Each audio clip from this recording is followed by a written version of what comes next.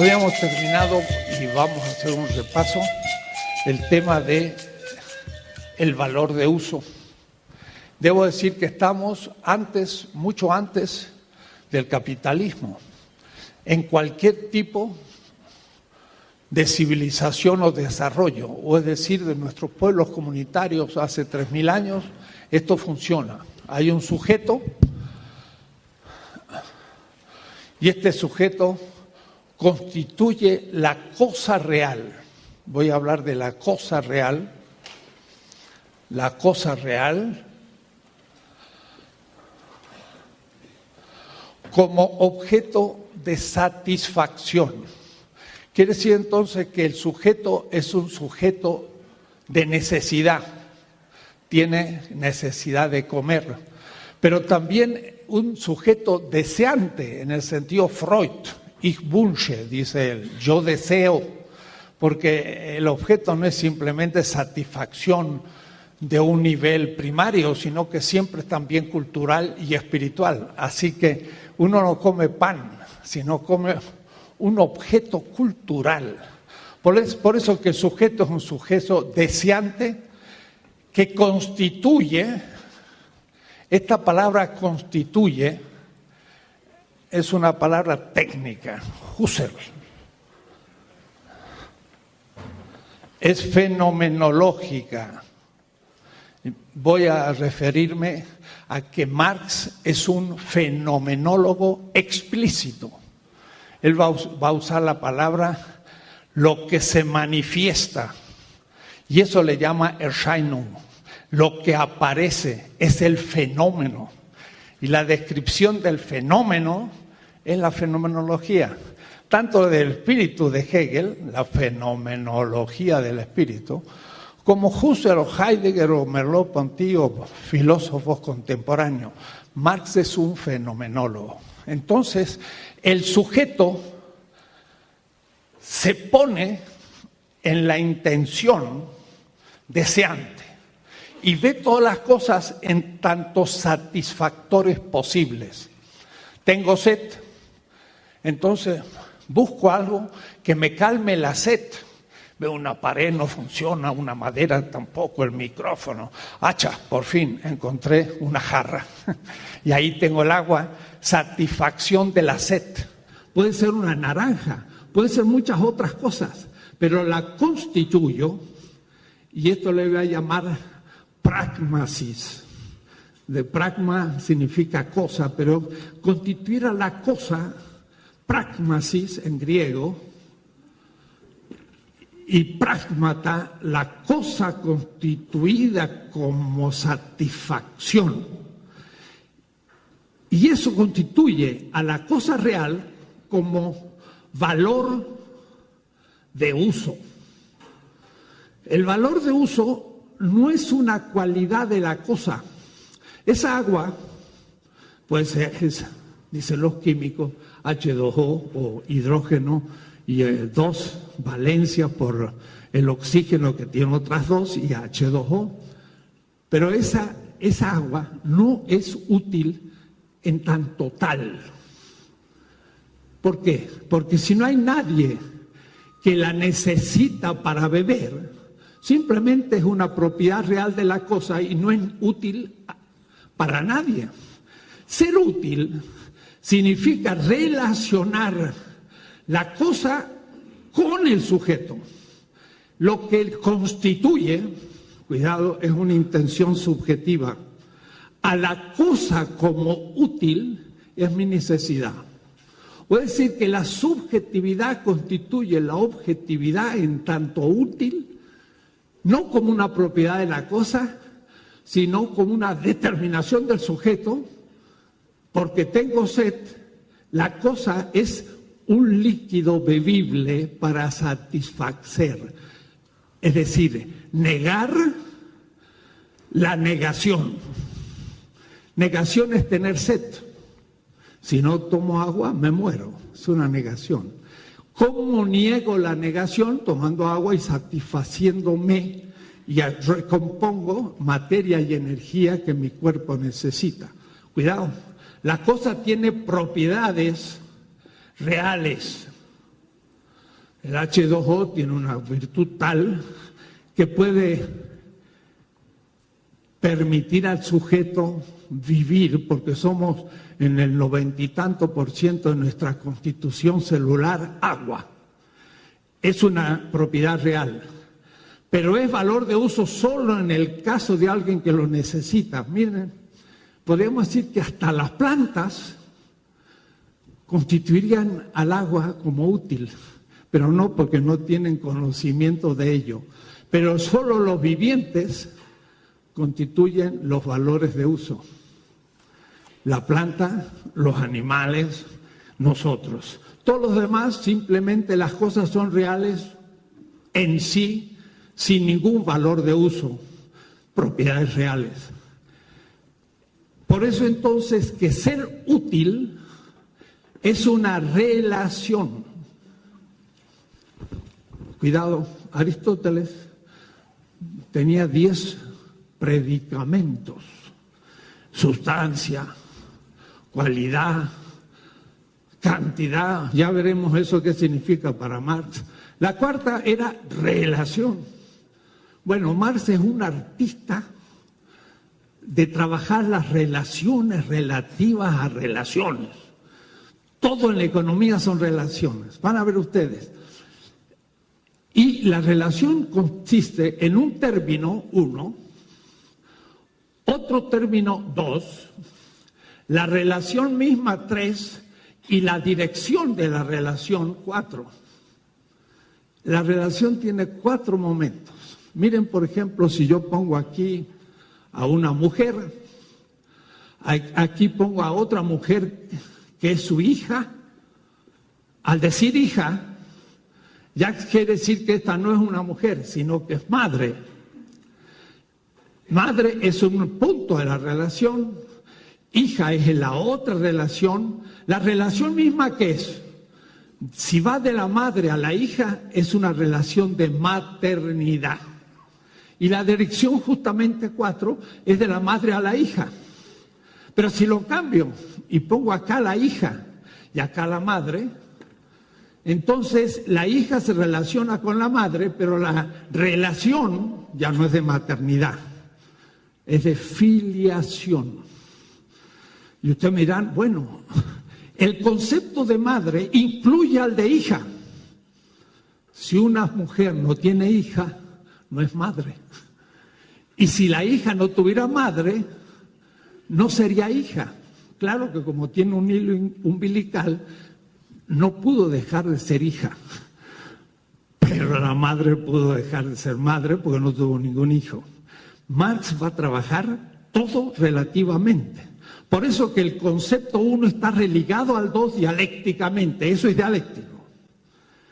Entonces, el sujeto deseante 1 constituye la cosa real 2 en una relación de necesidad satisfactora, y entonces en la dirección sujeto-objeto el sujeto constituye a la cosa real como satisfacción, pero lo satisfecho, o es decir, la cosa en tanto satisfactor, ahora de vuelta es útil para el sujeto en relación inversa.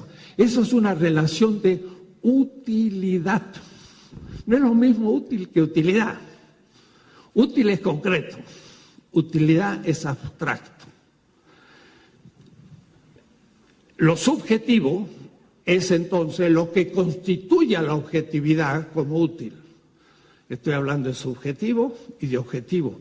Marx coloca la subjetividad como punto de partida de todos sus análisis.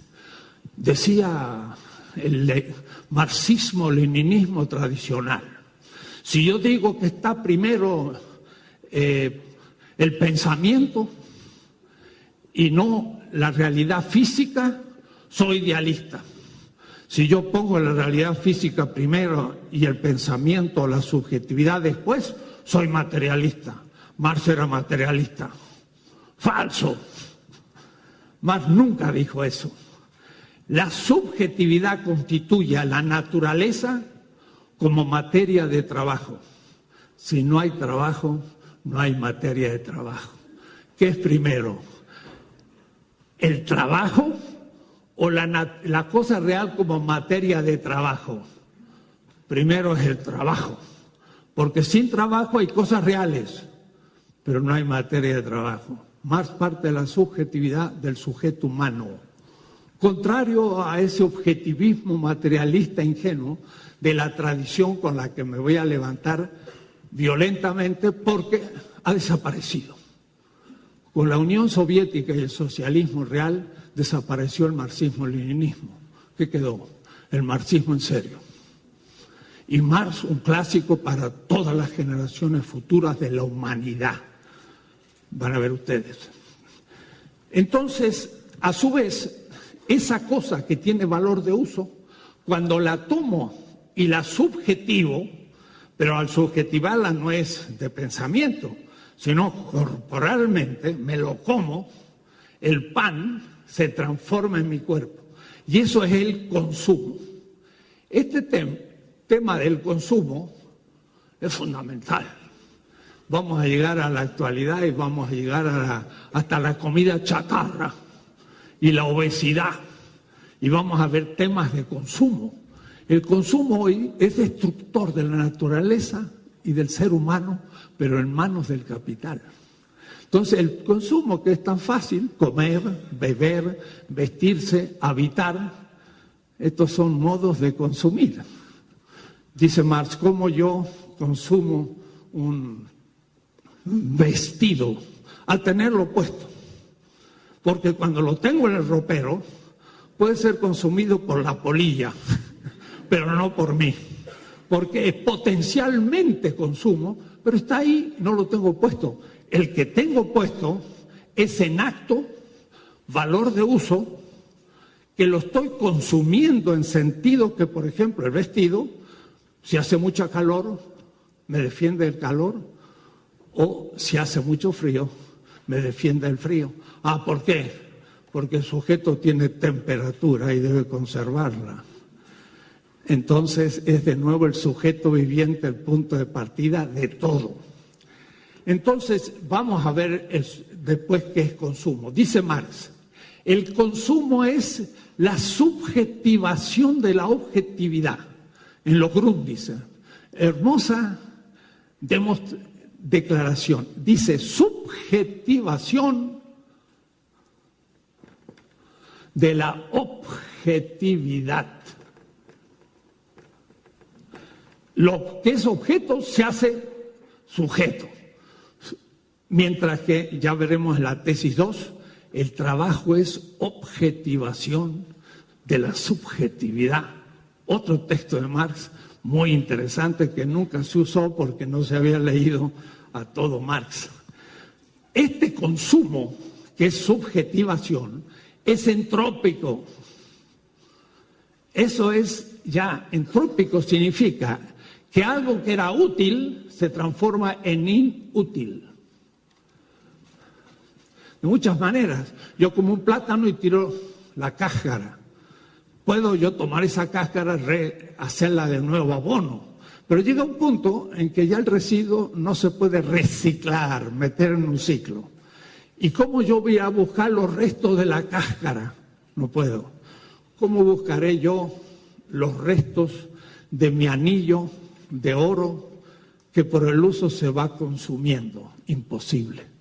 Entonces la vida es entrópica, porque al tener que tomar el satisfactor, ya destruye también. Y al consumir, no consume todo, consume algo. Bueno, hasta tenemos el residuo en nuestra digestión, vamos al baño. Eso se puede reciclar y hacer abono, pero llega un punto en que es inútil. Inútil. Eso es entropía, es irrecuperable.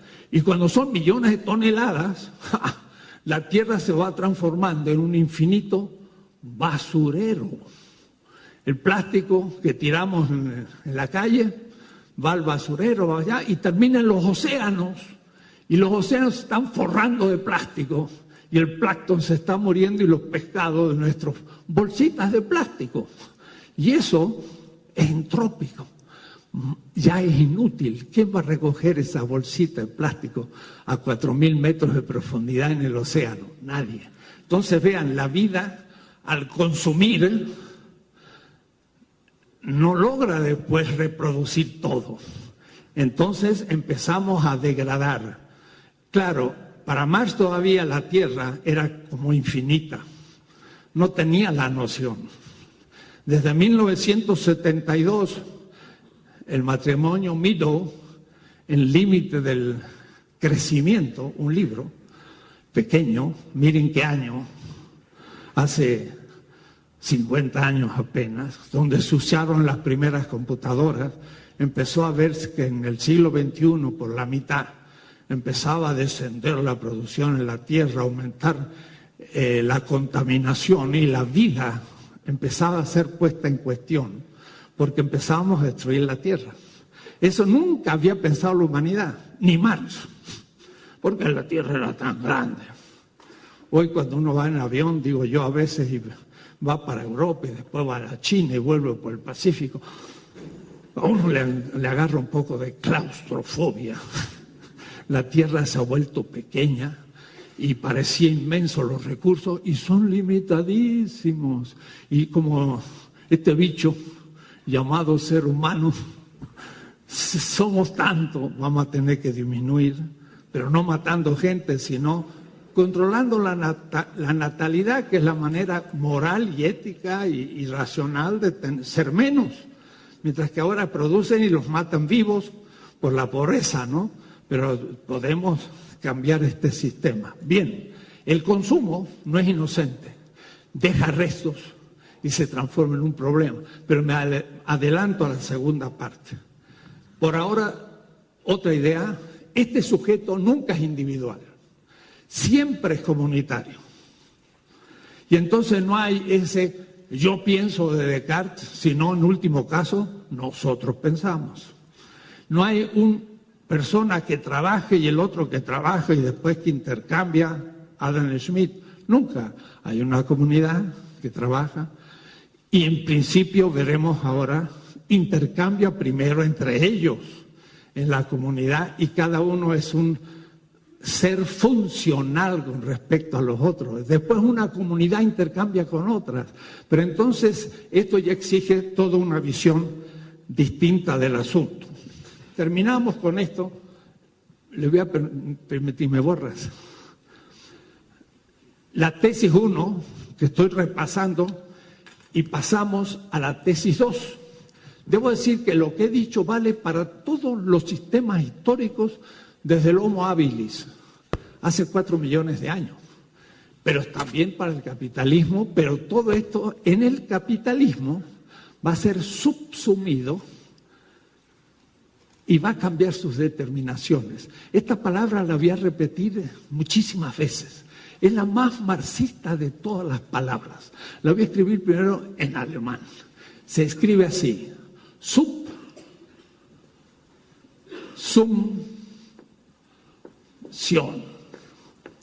En castellano vamos a traducir la subsunción.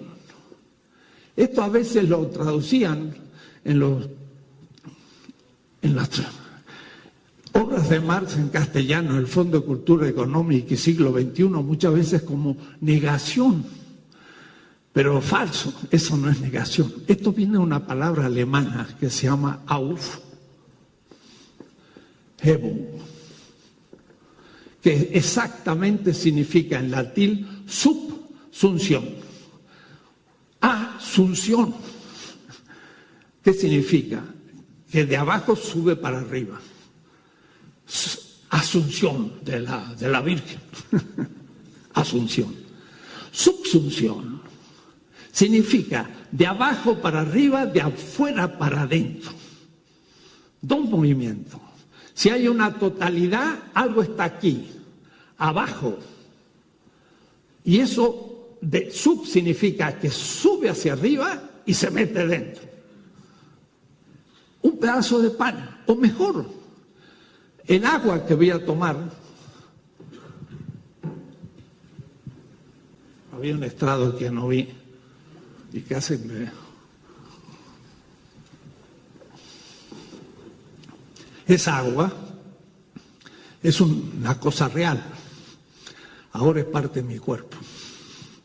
O decir que ahora esa agua es cuerpo humano. Pasó de algo inferior, una mera existencia física, a ser una existencia humana. Lo que estaba afuera está dentro. Eso es subsumir. Como un pedazo de pan.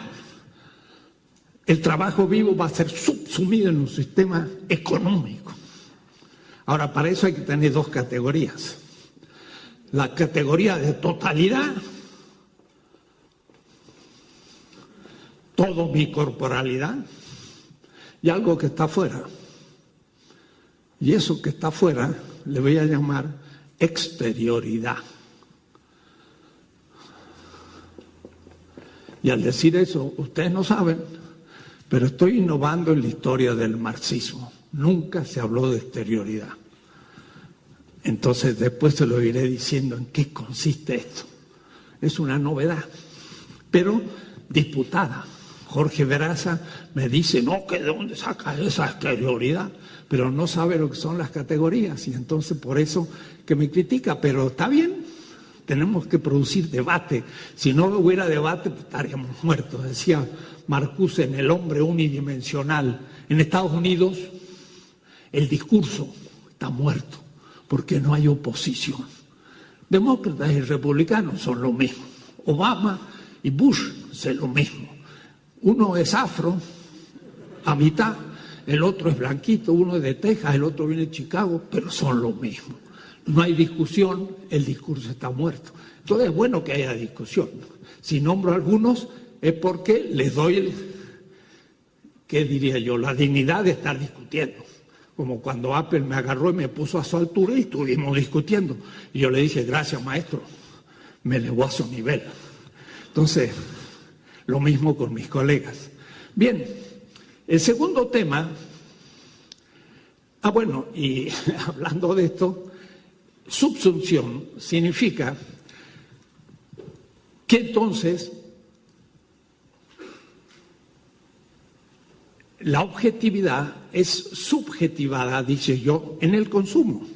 Pero pongamos que ya no encuentro en el medio en donde vive el ser humano el objeto que antes estaba a la mano.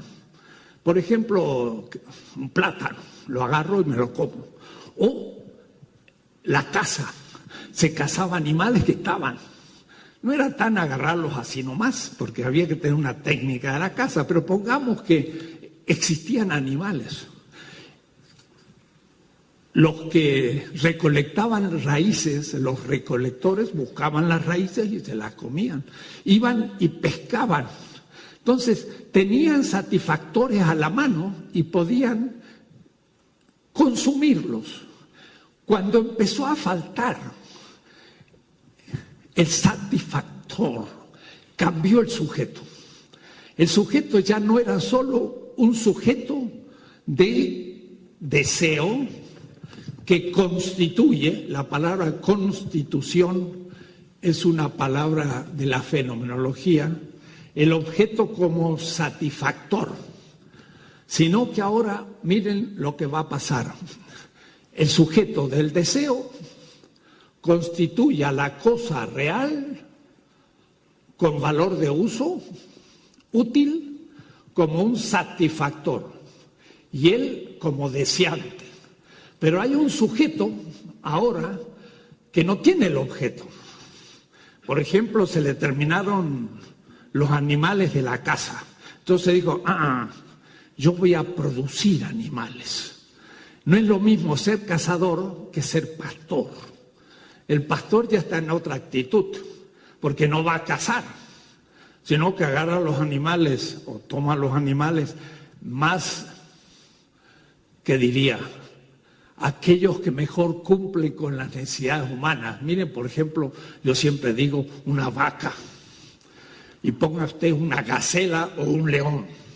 Mire el león qué bonito, que es fuerte, musculoso, corre, la gacela salta. Esos son animales muy bellos. Mira la pobre vaca, pesada, es un transporte de carne. ¿cómo es que hay millones de vacas y hay tan pocas gacelas? Ah, porque el hombre dijo, esta me da de comer. Entonces, primero, es fácil cazarla porque no corre mucho. Pero antes que eso, la empezó a reproducir. Entonces, ahí está el pastor, aburrido con sus vacas, pero es mucho mejor ser pastor que ser cazador, porque el cazador tiene que ir atrás de los animales y pues ahí no pesca nada, o una liebre flaca y se muere de hambre. En cambio, el pastor es como decía Evo Morales. Evo Morales una vez estaba en un hotel y le dijeron, ¿cómo usted, un revolucionario, está en un hotel de 5 estrellas? Mire, Evo Morales, inteligente y rápido, dijo, ¿un hotel de 5 estrellas? ¡Ah! Yo he estado en un hotel de 1000 estrellas. Cuando era pastor allá en Bolivia.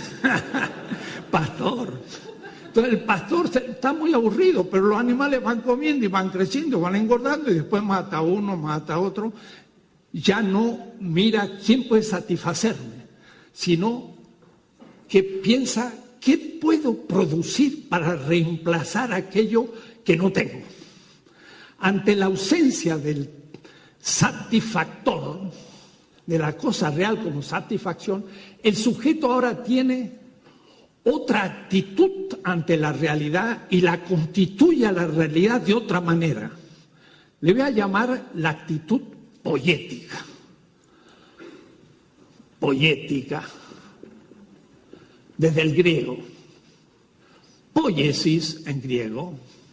Esto no más que por pura estética, pero haciendo autostop por Grecia y viviendo en un albergue de la juventud, quise saber si mi griego era griego y le pregunté a un compañero, ¿qué tal escribe el griego? Y dice, muy bonito, pero letras de imprenta. Y yo creí que era la letra cursiva griega, pero no, esta es la letra de imprenta. Poiesis, así se escribe en griego. Poiesis, poético, de ahí viene poesía, poético, es fabricativo, es actitud productiva. Y por tanto la cosa es constituida como un poémata, como algo producido. No es lo mismo desear una cosa como satisfactor que pensar producir una cosa como producto. Claro, el producto que va a ser el fruto de mi producción va a tener valor de uso.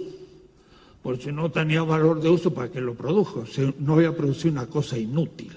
Pero no es lo mismo encontrar a la mano una cosa real que haberla producido. Por eso los griegos decían que la producción reemplaza a la ausencia. De tal manera que ahora el sujeto ya no es un sujeto de deseo, sino es un sujeto de trabajo. Ahora aparece el trabajador propiamente dicho, el sujeto productivo. Y entonces va a surgir una nueva constelación o espiral. Miren cómo era el sujeto deseante, necesitado, constituye la cosa real como satisfacción y la consume. Pero ahora, como no tengo el satisfactor, entonces aparece un nuevo tipo de sujeto, el sujeto productor, que tiene necesidades, no tiene el satisfactor, entonces lo produce, pero gracias a que al trabajo, y ahora lo que produce es un producto, y ese producto es un satisfactor que como tiene valor de uso me lo consumo. Entonces ustedes ven que apareció otro momento, que es el momento de la producción. Y ahí entonces el sujeto como trabajo ya no es lo mismo que el sujeto como deseo. Y para que entiendan un poco el tema, en las 20 tesis de política yo digo, el sujeto de la política, sin dejar de ser sujeto de deseo y de trabajo, es una voluntad. de tal manera que es un sujeto con una voluntad. La voluntad también es deseo, pero es deseo ejecutivo y con respecto a otro ser humano. Hegel, para los filósofos o para los que estudian ciencias sociales, comienza la política diciendo, en su despliegue categorial, porque él tenía categorías como las que estoy explicando, el punto de partida es una voluntad indeterminada. Este es el tema que voy a tratar muy abstracto hoy. Indeterminada significa una voluntad que todavía no ha hecho nada. Es como un niño. Un niño todavía ni ha corrido, ni ha estudiado, ni nada. Acaba de nacer. No es todavía ninguna biografía, empieza. No ha tomado ninguna decisión. Es una voluntad que puede hacer muchas cosas, pero no ha hecho nada todavía. Bueno, para Hegel, el ser, cuidado, voy a explicarlo despacito porque vamos a ir entendiendo cosas que para los economistas no existen, pero para los filósofos tampoco. Porque como no han estudiado a Marx o lo han estudiado a la manera marxista-leninista, no han ido al fondo. Estamos viendo un Marx que resiste. El ser. Entonces, Hegel dice, ¿en qué libro? La lógica. La lógica es el libro más abstracto. Te voy a pedir a ti mejor, porque si no yo voy a tirar esto.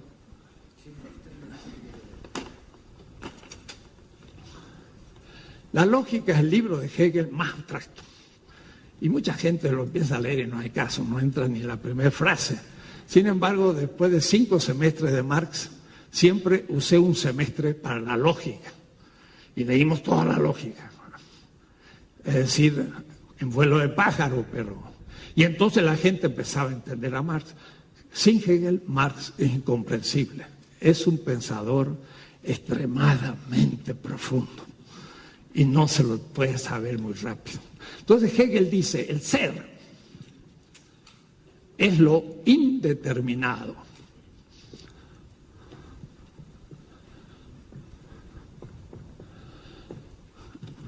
Es como el niño que acaba de nacer. Está indeterminado. No sé si será médico, va a ser sindicalista, si va a ser jugador de fútbol. No se sabe nada. Está ahí, indeterminado. Es el punto de partida. No hay ninguna determinación.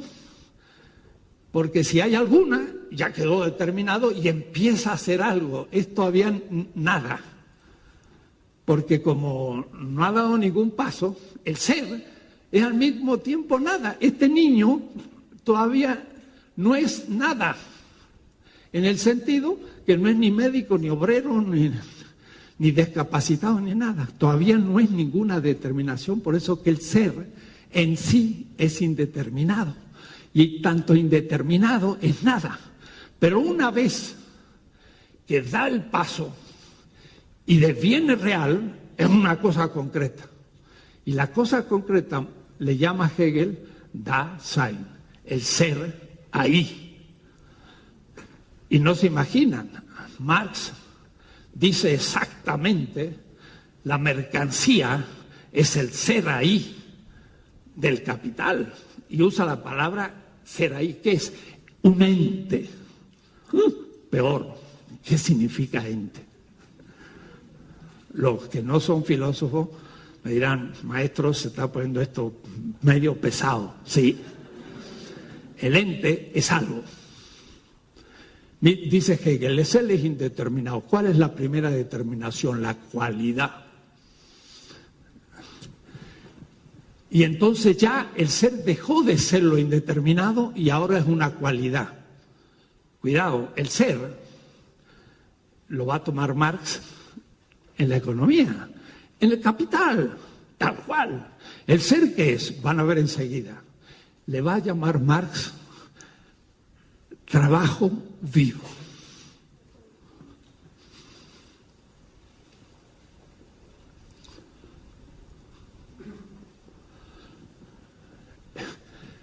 el marxismo tradicional habla de la fuerza de trabajo, que trabajo vivo, les dije a ustedes, en un diccionario de 8 tomos en Alemania, Berlín, no lo habían pensado como un artículo posible dentro de 400 artículos marxistas. No habían tomado este concepto que es, si me permiten, la madre de todas las categorías. Como decía que Lusain, la madre de todas las guerras. Bueno, trabajo vivo. Se lo voy a poner en alemán para que no digan que lo inventé. Porque Marx habla alemán. Si fuera Sartre, tengo que hacerlo en francés, y si es Rorty en inglés, y en fin, hay que conocer lenguas en las ciencias humanas. Leben significa vida, y el genitivo lebens, Arbeit. O lebendige, mejor, lebendige,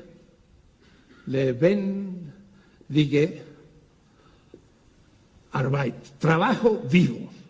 Y él va a decir en los Grundrisse, el trabajo vivo es indeterminado. Quiere decir, es el ser de todo lo económico.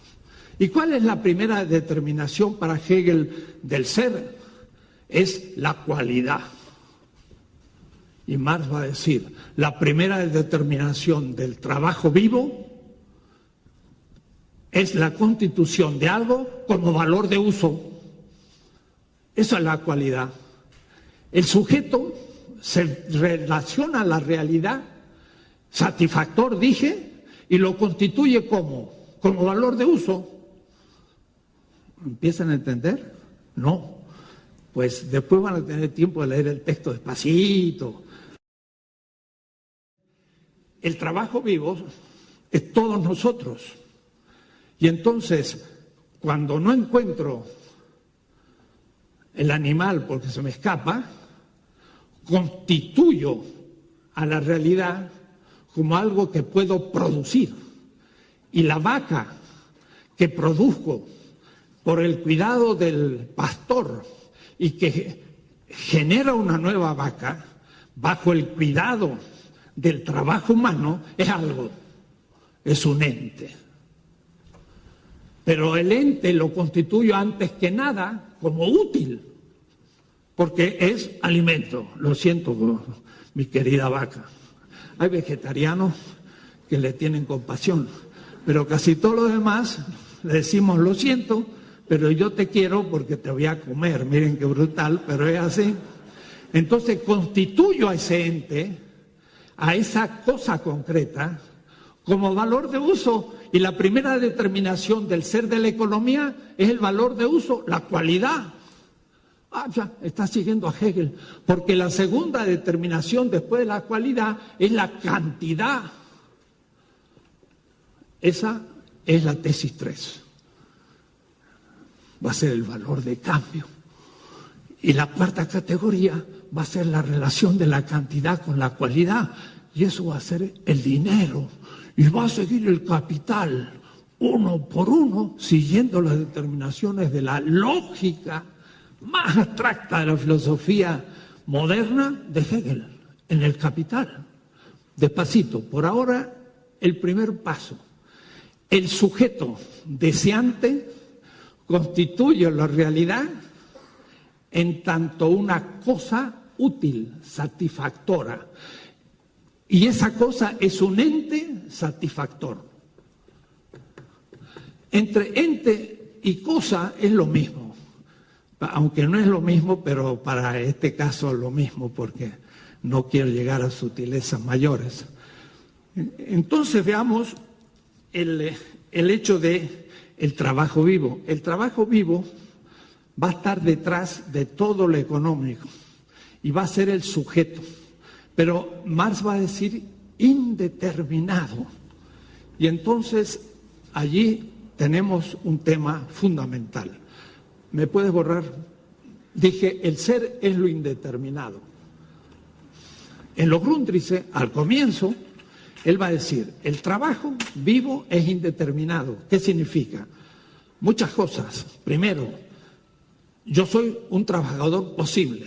Yo puedo ser albañil, puedo ser médico, puedo ser muchas cosas. Todavía no soy ninguno.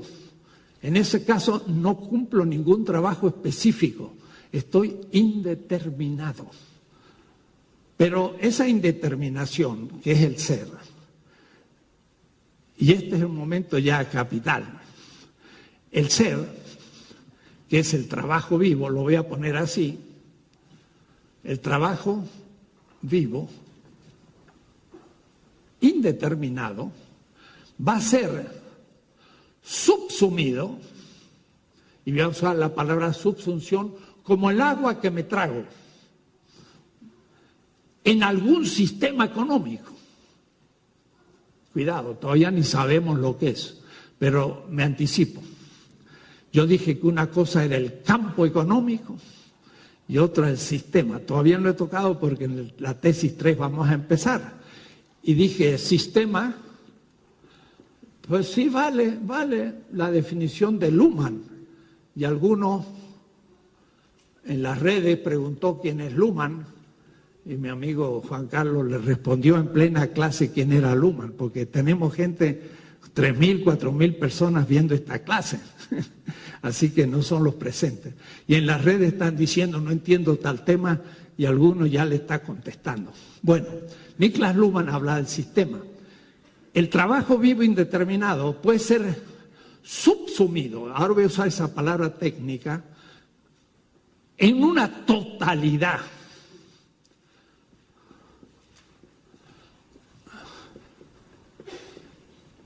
Esta no es una categoría cualquiera, es una categoría de categorías. Valor de uso es una categoría, valor de cambio, plusvalor son categorías. Pero totalidad es una categoría de categorías. Martin Jay, un autor en Berkeley, gran marxista, tiene un libro que se llama Totalidad y Marxismo. ¿Qué es la totalidad?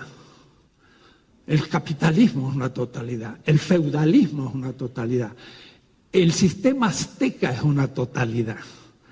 Totalidad, dice Popper, el que no entienda no importa, el que puede entender mejor. Dice, la totalidad no es objeto, por lo tanto no tiene sentido. Tiene razón Popper, lo único que es un ignorante, porque la totalidad es la que constituye a todos los objetos.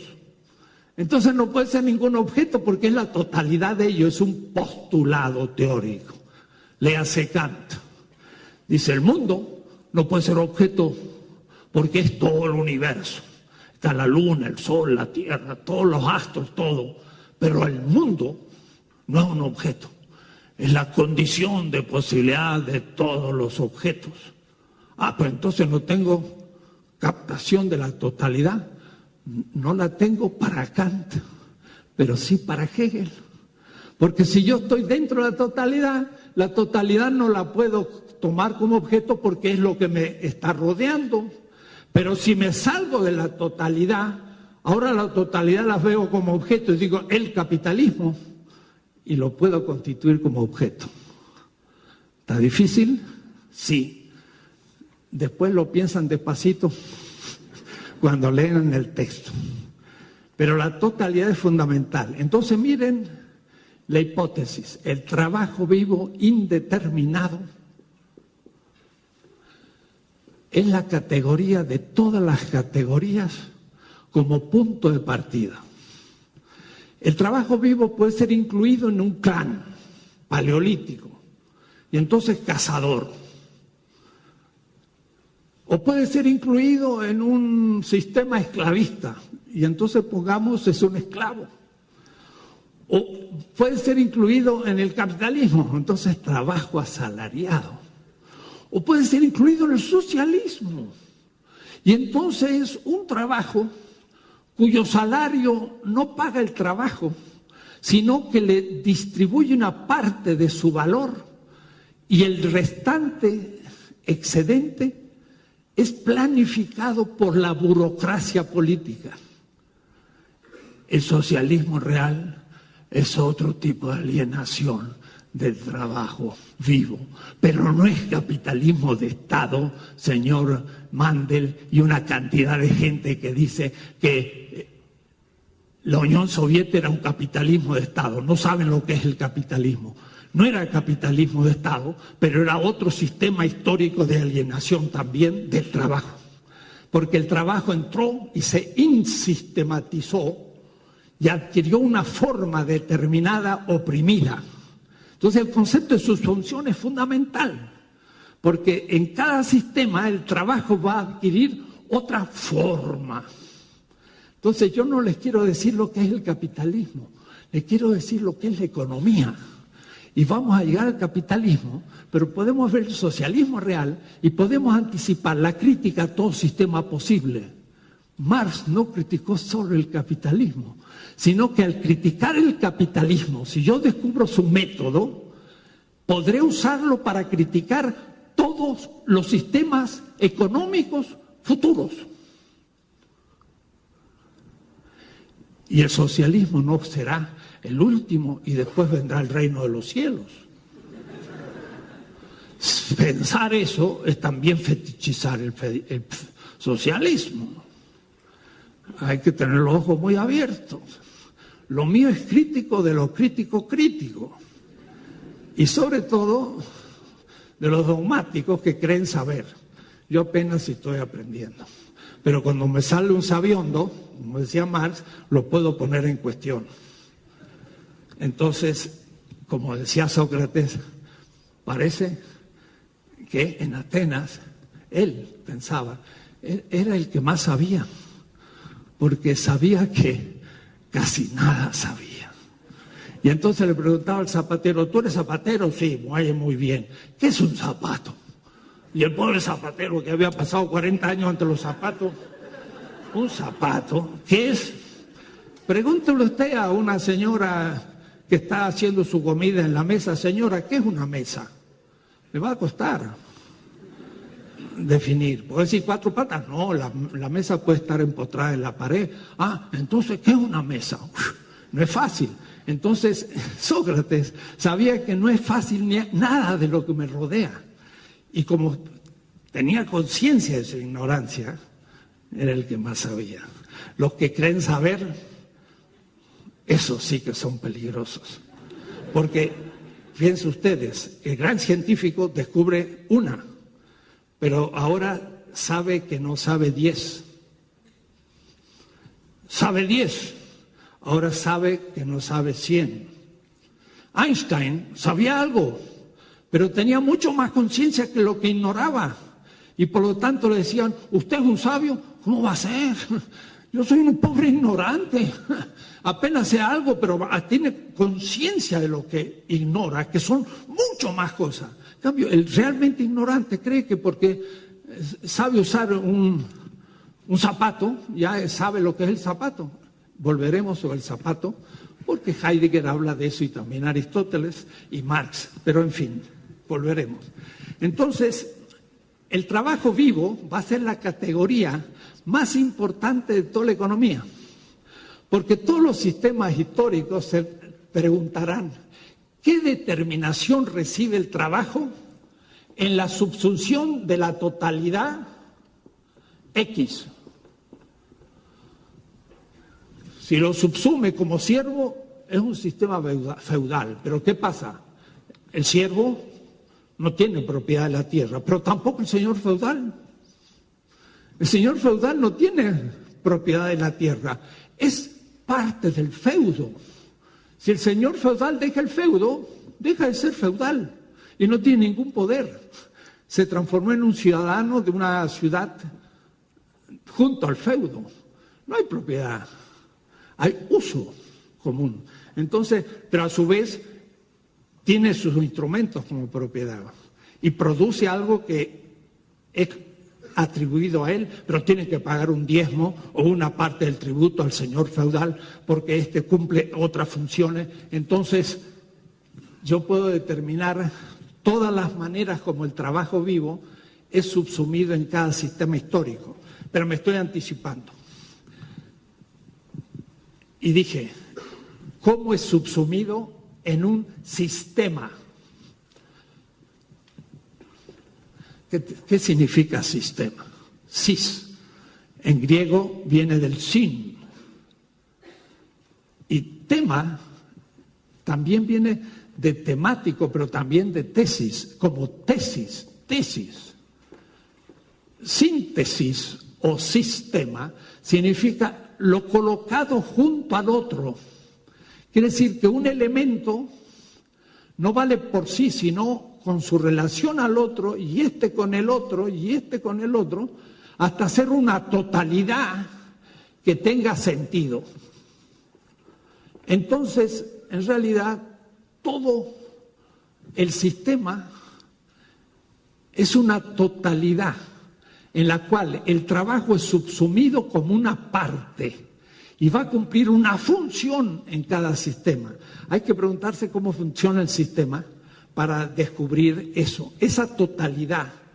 Heidegger, en Ser y Tiempo, un filósofo alemán, Ser y Tiempo es su obra magna, dice: cuando yo tomo un martillo, sé cómo funciona. Eso tiene un valor de uso también, pero no de consumo, sino de uso para producir valores de uso, pero también tiene valor de uso, porque me sirve para usar una ley física por la que con el mayor peso de la parte de hierro de ese instrumento y la parte de menor peso de la madera en que tomo, me permita percutir sobre la realidad de manera más contundente que si lo hiciera con la mano, un martillo.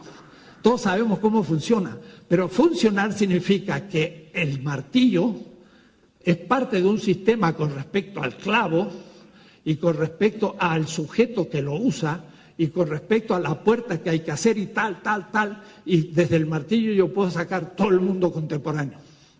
Entonces, él toma el tema del martillo para explicar que cada cosa que es objeto de trabajo cumple una función dentro de la totalidad.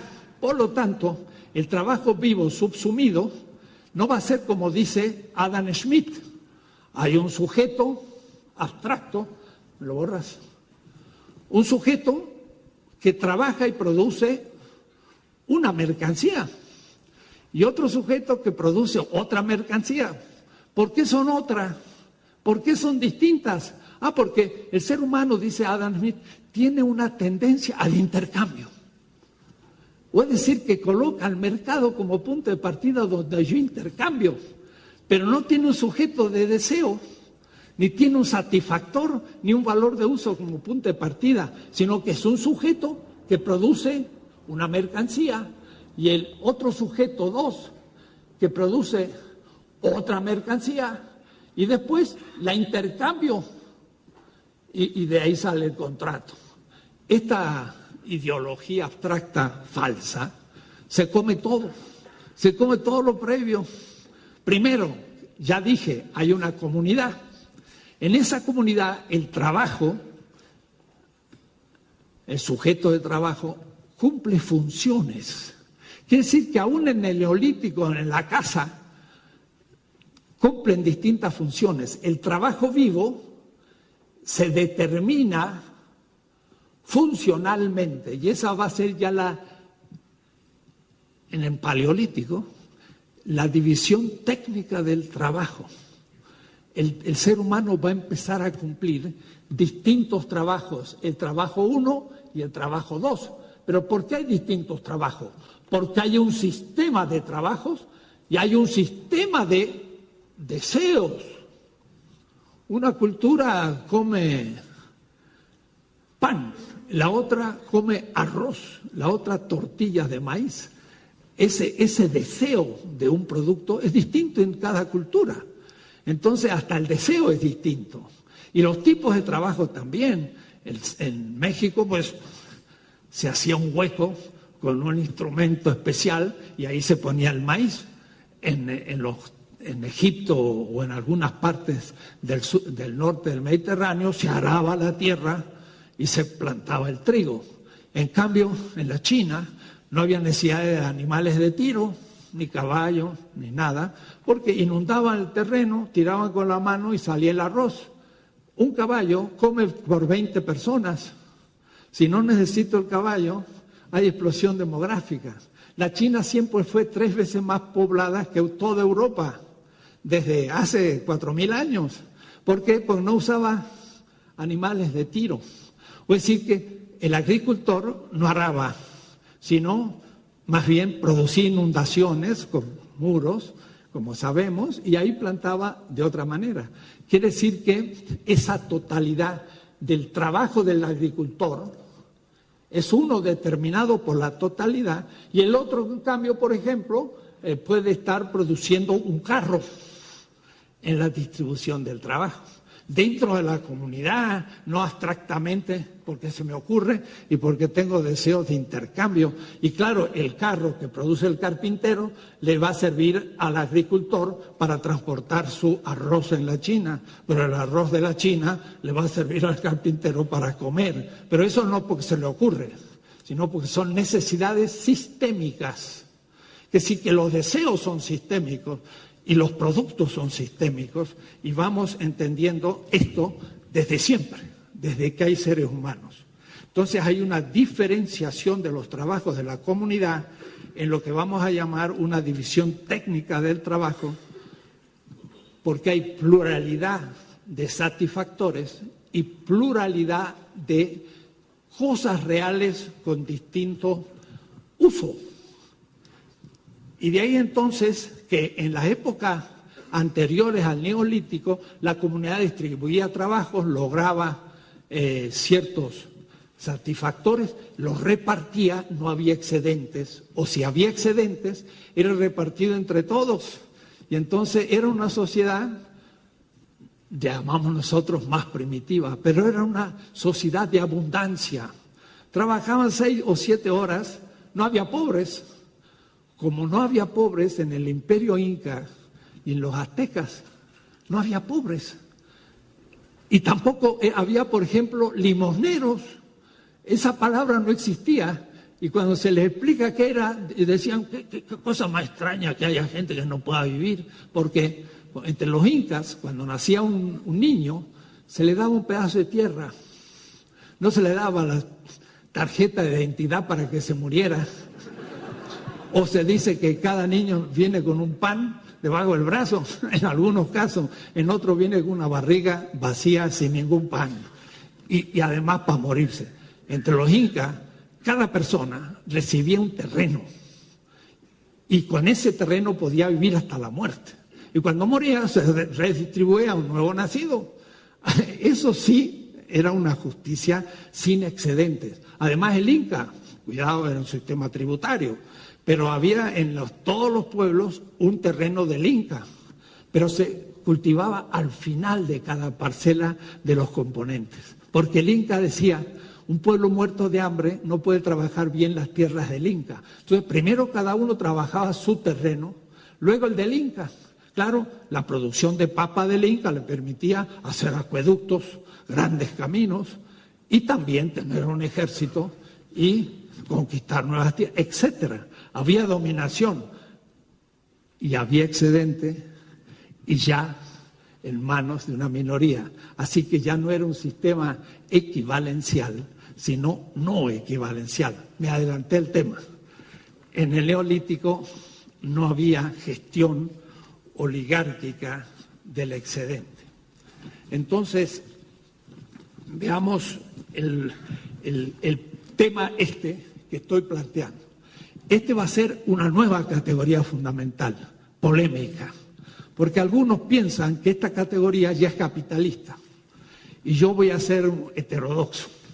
Voy a decir, esta categoría es antidiluviana, como decía Marx, pero Marx la descubrió en 1872, al corregir la 4ª redacción del Capital, antes de la 2ª edición del primer tomo del Capital. Murió en el 83, nació en 1818. Marx tenía 65 años cuando murió, estaba joven, pero para la época llegó pocos años, 10 años antes de la muerte, logró distinguir entre valor de uso, que ya hemos hablado, y valor de cambio, que todavía no hemos hablado, porque eso es ya lo económico y no hemos llegado a la economía. Estamos ante la economía, estamos en la tecnología. Voy a explicarlo enseguida. Pero Marx descubre entre el valor de uso y el valor de cambio el valor como tal. Y los marxistas lo dicen muy fácil, pero se olvidan de que Marx es un descubrimiento casi antes que su muerte, después de haber escrito 4 veces El Capital y haberlo editado. Es una muy última distinción que, claro, como era la corrección de la segunda edición del Capital, que se escribió en 1865 y se publicó en el 67, la gente lo toma como algo, punto de partida. No, el concepto de valor como tal. Valor de uso es la cosa real en tanto satisfactora de una necesidad. Valor. ¿Qué significa valor? Valor, como tal, es algo distinto al valor de uso y al valor de cambio. Y tan es distinto que no tenemos la palabra para nombrar esta determinación. Voy a usar esa palabra técnica de Marx. ¿Qué es una determinación? Marx habla continuamente de lo siguiente, todavía no, porque estamos en las categorías previas. Él va a decir, el tema es en qué consiste la esencia del capital. Y usa la palabra esencia, Wesen. Y ahí la escuela marxista italiana dice, pero eso es una interpretación esencialista. No, es que la esencia para Hegel es un devenir. Entonces no es nada esencialista, pero es eso. Y la esencia, dice en los Grundrisse, es una totalidad de múltiples determinaciones. Entonces, ¿qué significa para Marx determinación?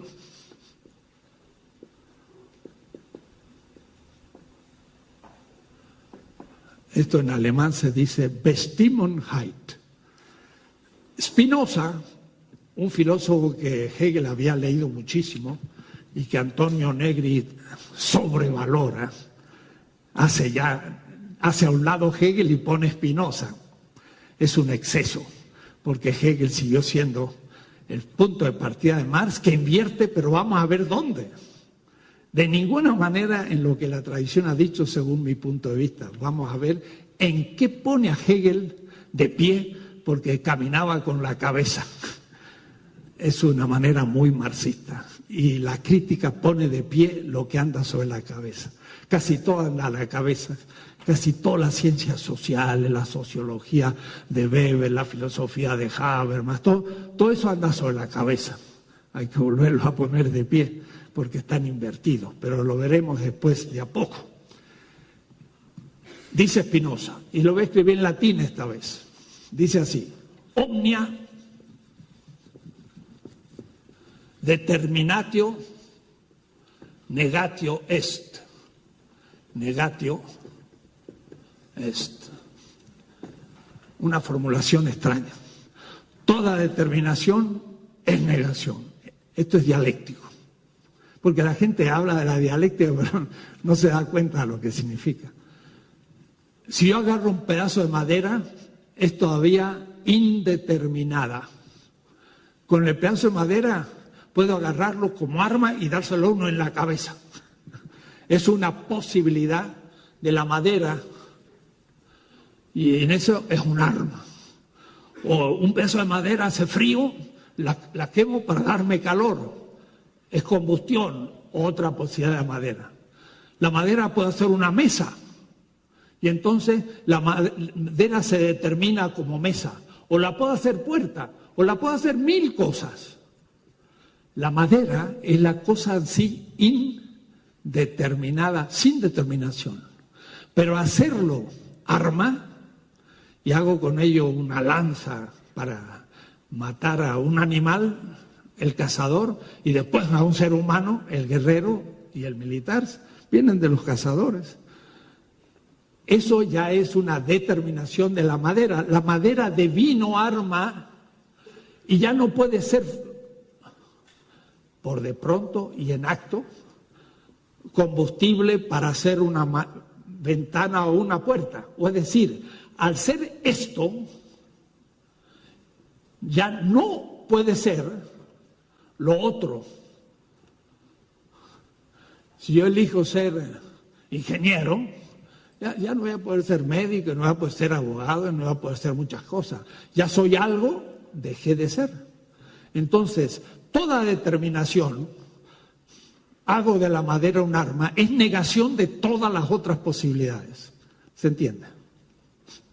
Toda determinación es negación de las otras posibilidades, de lo que indeterminado se determinó en una posibilidad y negó todas las otras.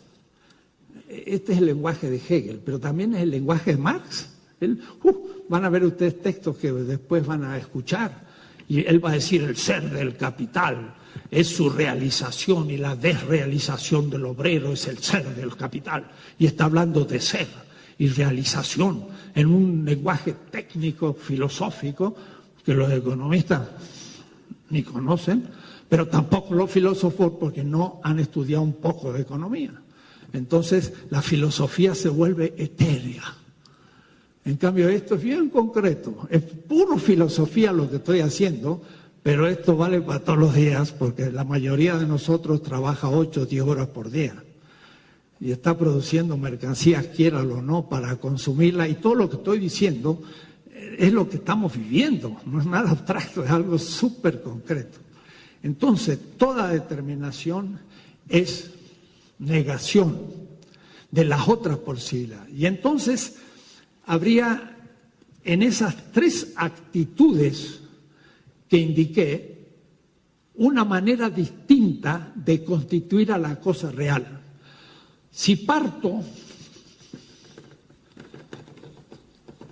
del sujeto deseante, esta es la cosa real, Al decir cosa real, no crean ustedes que estoy diciendo cualquier cosa. Es un término muy preciso de todo un tratado, pero no puedo entrar a explicarlo, que no lo denomino de muchas otras maneras, porque el objeto es un modo de la cosa real y, en fin, no voy a entrar. El sujeto deseante constituye a la cosa real, dije, como valor de uso, es decir, como útil, y de ahí entonces que lo consumo. Pero ahora, el sujeto en tanto trabajo constituye a la cosa. ¿Y cómo la constituye? Es la primera vez que voy a leer un pequeño texto de Marx, que dice así: examinemos ahora el residuo de los productos del trabajo. Cuidado, productos del trabajo es el sujeto de trabajo, constituye a la causa real como producto. No es lo mismo la gacela que cazo que la gacela que reproduzco en un rebaño de gacelas. Las gacelas que reproduzco es un producto. No es lo mismo una raíz que yo como, que de pronto es la patata entre los incas, y ahora viéndola tan interesante y tan nutriente, ya no soy un recolector de raíces. La papa es una raíz, sino que ahora la planto sistemáticamente y soy un agricultor. No es lo mismo un recolector que un agricultor. El agricultor produce sistemáticamente el satisfactor, es un producto. La cosa real como producto es lo que está analizando Marx. Mire cómo dice: examinemos ahora el residuo. Le llama residuo. Es una metáfora porque no es un residuo. podría haber dicho, examinemos ahora la constitución real del producto de trabajo. Nada de quedado en ello, salvo una misma objetividad espectral. Es decir, dice, si yo tomo a la papa, o a la patata, o mejor, el maíz, pero no como valor de uso, sino como fruto de la agricultura. Y yo tomo a la vaca como fruto del pastoreo, y al pescado que reproduzco en un estanque como fruto de la piscicultura. Ya no es ni cazador, ni pescador, ni recolector, ahora es agricultor, trabaja con animales, o decir, ganadero o piscicultor. Entonces, si dejo el valor de uso fuera, dice, nada ha quedado en ello salvo una objetividad espectral, una mera gelatina galerte de trabajo humano indiferenciado, un Tershit-Loser no determinado entre el pastor, el piscicultor y el agricultor. Todos son productores. Entonces, si yo tomo el trabajo en abstracto que produce productos, no me interesa si es agricultor, ganadero o piscicultor, sino en tanto tal, es como una espectral objetividad. Indiferenciado, vean que estoy usando esa palabra que es muy de Marx. Indiferenciado significa antes de la diferenciación, antes de la determinación. Es un productor que puede ser agricultor, un productor que puede ser piscicultor, un productor que puede ser agricultor, pero en tanto productor es abstracto.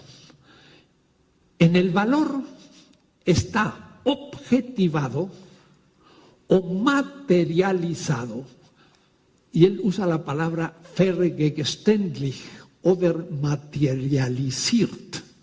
Materializar algo es que el sujeto hace materia algo. Cuidado, ese es el materialismo de Marx. No es que las cosas sean un cascote infinito. Todo es materia y de ahí sale el espíritu. ¿Eso quién lo dijo? La dialéctica de la naturaleza. Nunca Marx habló de esa manera. Él dice, si hablamos de la naturaleza como naturaleza, ya lo cité la vez pasada, debe ser alguna isla coralífera de reciente formación en Australia, donde cayó nuestro pobre pescador después de 14 meses por frustrando cazar tiburones allá por la Polinesia. Marx dice, no me interesa la naturaleza como naturaleza, es un problema de los físicos. A mí me interesa la naturaleza como materia de trabajo, porque soy economista y al mismo tiempo me interesa el ser humano. El materialismo de Marx consiste en constituir la naturaleza como materia de trabajo. Y constituir a la naturaleza como materia de trabajo es materializar la subjetividad. ¡Wow! Este estrado es materia, madera. Eso no interesa a Marx. Lo que le interesa a Marx es que hubo un artista o un carpintero que tuvo en su cabeza, y lo dicen los manuscritos del 44, la forma de este objeto. Y entonces, cuando empezó a serruchar la madera, la fue determinando y le fue negando otras posibilidades y hizo un estrado. Determinó negando la posibilidad de esto, de ser una puerta, una ventana, mil cosas. Y lo que tenía en la cabeza subjetivamente, lo hizo objeto, lo objetivó o lo materializó. Marx usa las dos palabras. Quiere decir que el productor objetiva o materializa la cosa real. ¿Y cómo le vamos a llamar esa determinación de ese trabajo abstractamente humano objetivado? El valor de uso es la necesidad subjetiva que constituye la cosa como satisfactora. Ahora, el sujeto como trabajo constituye a la cosa como producto. ¿Cómo le voy a llamar a eso que en el valor de uso se llama utilidad? Bueno, yo voy a inventar una palabra. No existe en castellano ni en ninguna lengua. Le voy a llamar la productualidad del producto. En puro marxismo, y haciendo por analogía, si esto es utilidad, el valor de uso, el ser producto del trabajo humano le voy a llamar productualidad.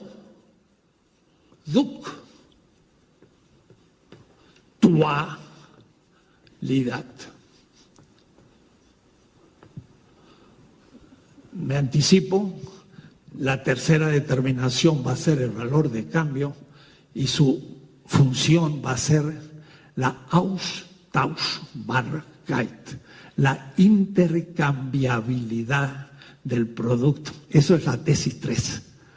Pero por ahora en la 2. El producto como producto humano es la productualidad. ¿Eso cómo se llama? Valor.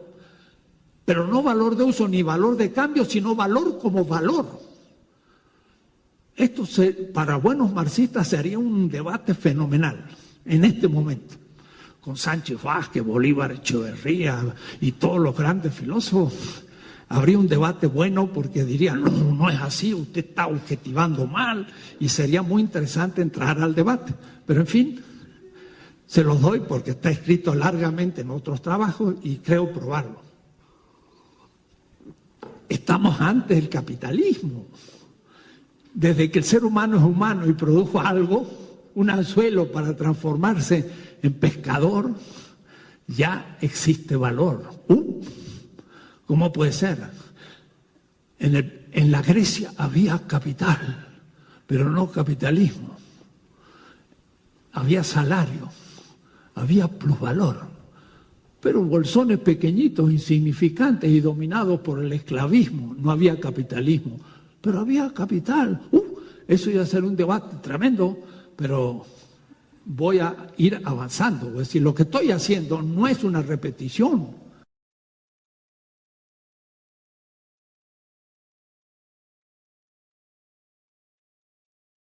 Miren ahora cómo empieza.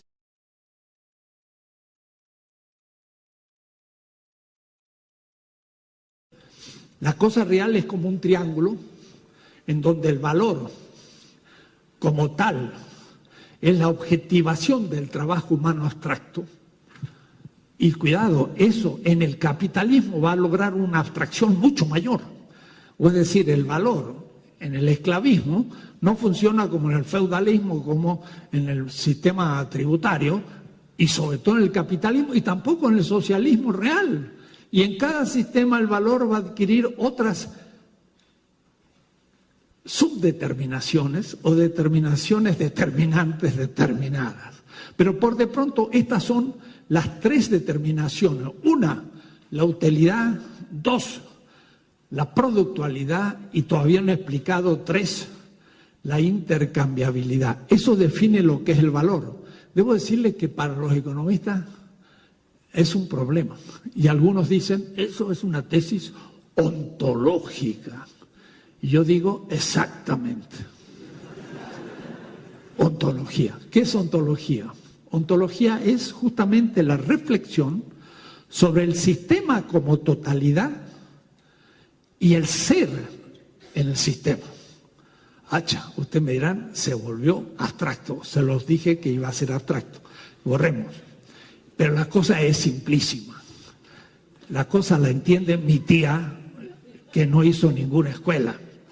Miren, por ejemplo, y dice Wittgenstein, un partido de ajedrez, o más fácil todavía, un partido de fútbol.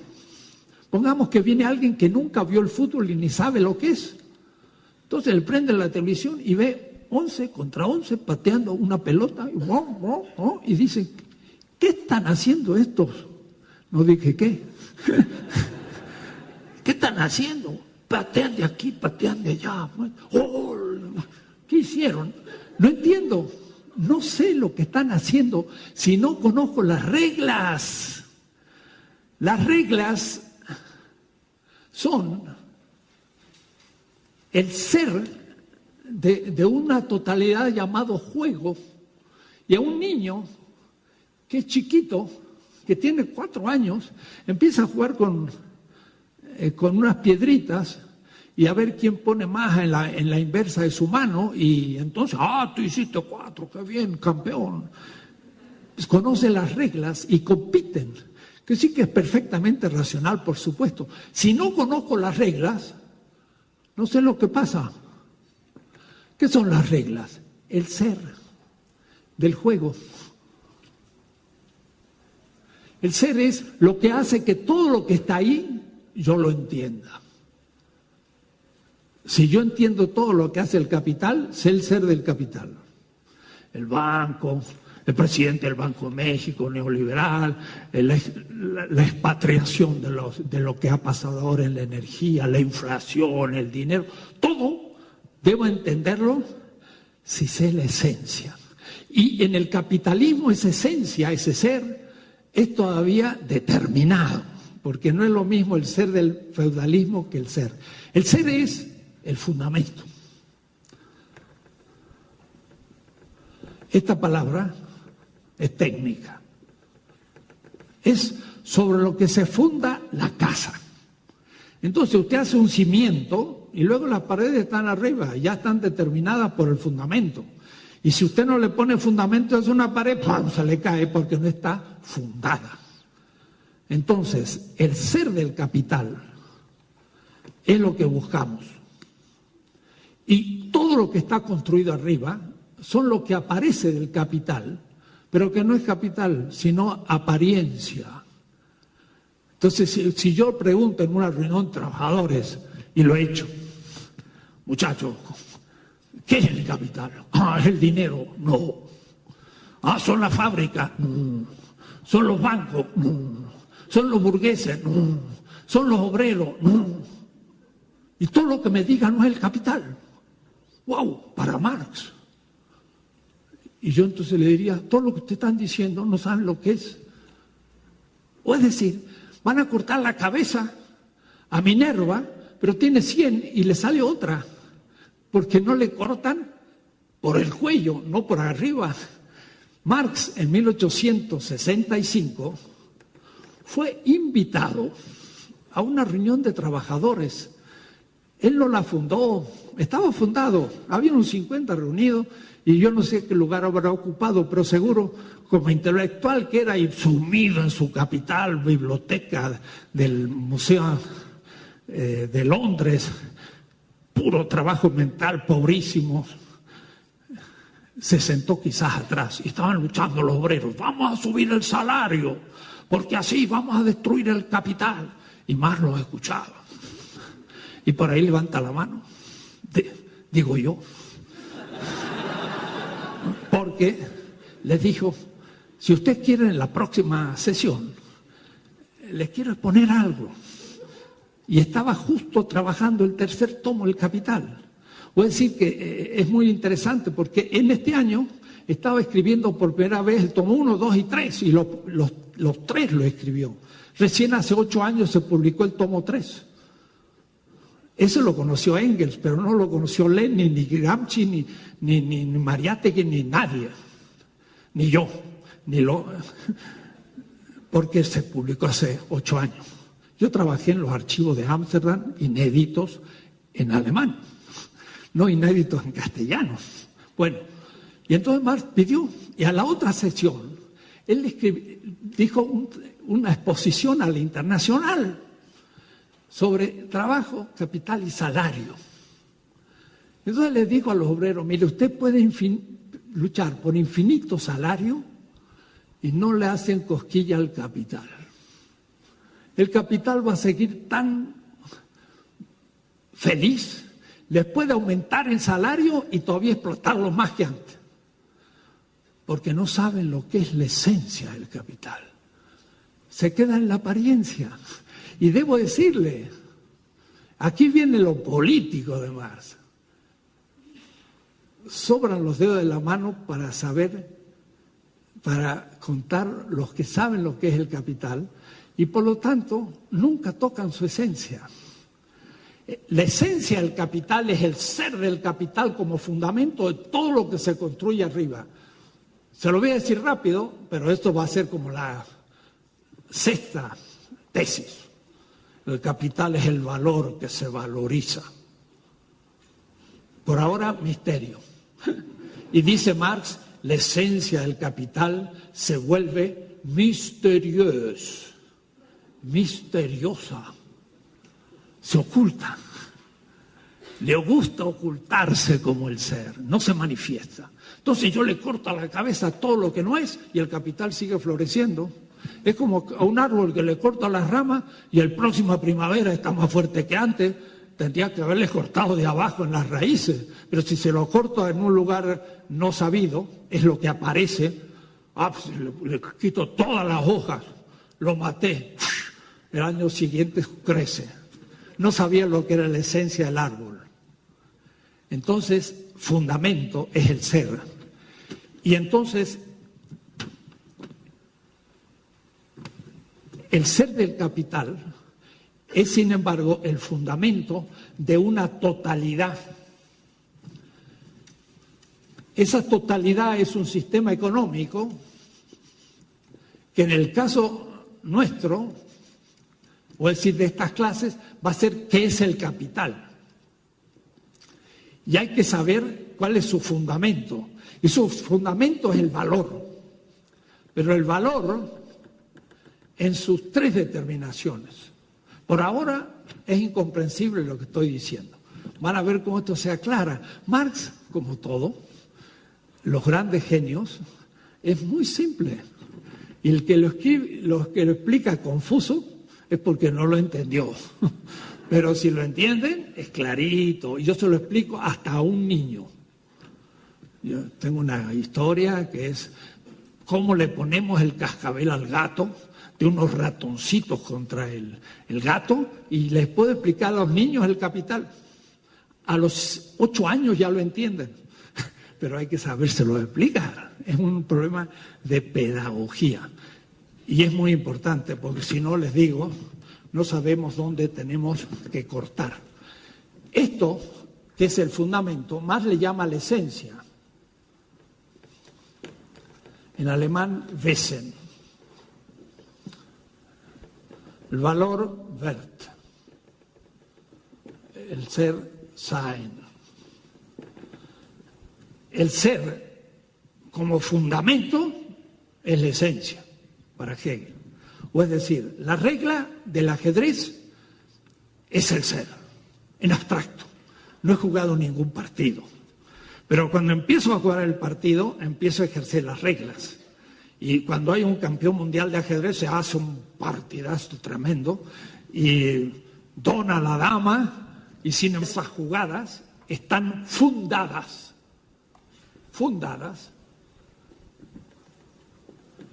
en el fundamento que son las reglas, pero vividas de una manera genial. Entonces, tenemos que ver cuál es la esencia del capital para entender cómo el capital funciona. Por ejemplo, ¿por qué México transfiere plusvalor a Estados Unidos hoy? Y al darles las fuentes de energía, se hace un harakiri histórico. Mata el futuro de la juventud en una élite irresponsable que estudian economía, desde el presidente del Banco de México hasta el ministro secretario de Educación, de Economía, ¿dónde? Yale, Harvard y las grandes universidades, que lo que enseñan es la esencia del capital y cómo hacer crecer el capital. Pero en un país periférico, ese mismo que estudió en Harvard quiere aquí hacer crecer el capital universal, y lo que hace es empobrecer México y no los ve porque tiene una ciencia colonial y que se mueve, diría Marx, en los puros fenómenos, pero nunca fue el fundamento. Entonces son verdaderos científicos fetichistas, o es decir, que son falsos científicos, no saben de economía y son doctores de Harvard y son secretarios de Estado. Y entonces uno tiene que decir, y tanto es así, que en todos los niveles estamos así. Miren, va el secretario de Gobernación a poner orden en Michoacán. Y entonces a los autodefensa los pone presos y 40 años de prisión a un joven que lo que defendió es la vida de su familia. Y lo metió preso. ¿Qué pasó? Bueno, yo puedo aplicar a la política esto, es decir, hay un sistema legal cuyo fundamento es algo, pero lo que pasa es que ese fundamento es falso y entonces toda la legalidad es injusta. Y entonces no entiende nada y dice, la soberanía del Estado ha sido puesta en cuestión porque esta gente se ha levantado un arma y no es ni policía ni ejército. Entonces yo voy a la política y digo, ¿cuál es el fundamento de la política? La soberanía del pueblo. Artículo 39, y si no hubiera, habría que ponerlo. Y además lo van a modificar. Así ya no queda nada. Es mejor, así ya pensamos que hay que hacer una nueva. ¿Quién es soberano? ¿El Estado? ¿El presidente, los diputados, los secretarios, el ejército, la policía? ¿Eso es soberano? No, señores, esto está fundado. El fundamento es la voluntad de un pueblo. Y eso es el poder en sí, indeterminado. Lean la política que he escrito. Entonces, viene una policía corrupta y mete preso gente, cuidado, la crack. Los otros, Michoacán, está más confusa la cosa. Pero pongamos la crack, que es la comunidad que ha elegido su policía como defensa. Entonces, está fundado en la soberanía del pueblo. Entonces dice, se ha levantado contra la soberanía. Señor secretario, ¿usted sabe algo de derecho? Claro, soy de la Facultad de Derecho. ¡Ah! Usted lo único que sabe es un formalismo legal, no sabe nada del derecho. Porque lo que se enseña en la UNAM es un formalismo del derecho. Que usted, si está de acuerdo con la ley, es justo. Hacha. Hidalgo estuvo de acuerdo con las leyes de India. Si hubiera estado de acuerdo con las leyes de India, todavía seríamos Nueva España. Hidalgo se tuvo que oponer a las leyes de India. Fue ilegal. Tenía que serlo. Siempre fueron los héroes ilegales. ¿Dónde se basa su legitimidad? En el fundamento, la esencia, el poder del pueblo, que es el único soberano. Ahí estaba Allende, los patriotas, la legitimidad que estaba en la exterioridad del sistema legal. Bueno, yo hago toda una política y me doy cuenta de las burradas que hacen, las barbaridades que hace la política. Bueno, la economía es igual, porque no sabe dónde está el fundamento. Han estudiado cómo hacer que el capital crezca y no saben lo que es el capital. Y claro, crece y se lleva por delante a la humanidad y la naturaleza. Vamos a ver. Dense en cuenta lo que he dicho y lo dice Marx. Si yo tomo la humanidad más naturaleza, ¿qué es lo que queda de la Tierra? Nada. Si la Tierra es naturaleza más humanidad, es decir, destruyen la Tierra y la están destruyendo ante nuestros ojos. Eso es el problema ecológico. Pero ya lo veremos cuando lleguemos al punto. Entonces, tenemos unos minutos para hacer pensar. ¿Qué es la ciencia? La ciencia crítica. ¿Qué es la ciencia? ¿Sabe? En México se trabajó mucho con un libro grandote, El método científico. Mario Bunge, que tenía un concepto matematizante de la razón. Decía, el marxismo y el psicoanálisis no son ciencia, pues no son predictibles. Pues también no es predictible la termodinámica. Estaba todavía con un cuadradito en su cabeza de la antigua física predictible de Newton a Einstein. Einstein todavía no captó la termodinámica. Que entonces todo futuro fenómeno es impredictible, porque es infinitamente complejo y además entrópico. Entonces, la ciencia no puede ser predictible. Entonces, hubo un debate muy interesante entre Popper y Adorno. Y es notable porque ambos hablaban y el otro era sordo. Entonces se ha publicado un libro. Popper, lo mejor de la epistemología moderna, y cuántos popperianos ha habido entre nosotros. He tenido un colega que era tan popperiano que sacó una beca, se fue a Londres, a la School of Economics, donde Popper era profesor. Fue a la meca del popperismo a estudiar Popper. Y llegó a Londres y dijo, quiero estudiar Popper. Y lo miraron y le dijeron, aquí no hay ningún popperiano. ¡Auch! Tuve que cambiar de tema. Era un mexicano. Sucursalero. Puso una sucursal de Coca-Cola. O es decir, una sucursal de Popper. Hay sucursaleros habermasianos, hay sucursaleros de todo tipo. ¿Usted qué es? Marxista. ¿Y usted? Yo soy psicoanalista. ¿Y usted es kantiano? ¿Y usted es hegeliano?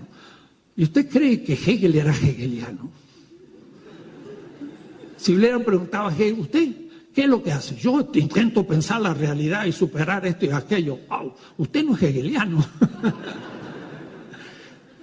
La ciencia crítica, que ojalá se practique en esta universidad, toma la ciencia existente y la repiensa desde una situación distinta. Debe inventarla completamente. El que explica a un autor lo debe hacer como instrumento y materia de su destrucción crítica. Si lo enseña para que sus alumnos sepan lo que dice Luhmann o Bourdieu, que yo he citado, y con eso se queden, los alienó. Él tiene que enseñar Bourdieu y criticarlo, animarse a criticarlo desde una posición distinta. Eso es ciencia. Marx dice, ¿qué es la ciencia?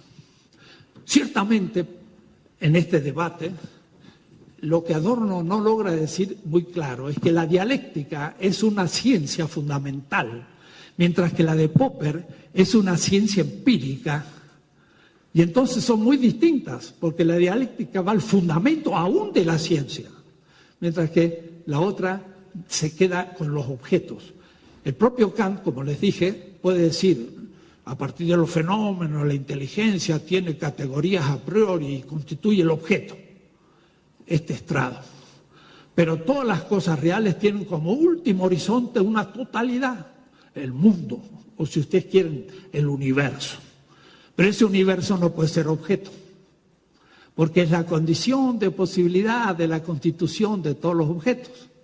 Pero sin embargo yo puedo trabajar las totalidades y moverme y decir, si hay una totalidad que es el capitalismo y hay oprimidos, vistos desde esos oprimidos, puedo criticar esa totalidad y fundar una nueva totalidad que es un proceso